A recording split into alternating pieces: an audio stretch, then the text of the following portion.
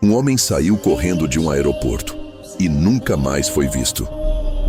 Em 2014, Lars Mittank viajou com amigos para passar férias na Bulgária.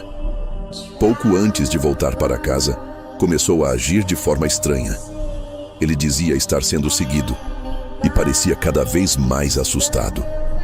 No dia do voo de volta, Lars chegou ao aeroporto, mas enquanto aguardava, algo chamou sua atenção. As câmeras registraram o momento em que ele largou suas malas, saiu correndo do terminal, pulou uma cerca e desapareceu. Nenhum sinal, nenhuma mensagem, nenhuma movimentação bancária. Nada. Mais de 10 anos depois, ninguém sabe ao certo o que aconteceu com Lars Mittank. Por que ele fugiu? E do que estava tentando escapar? O que você acha que aconteceu?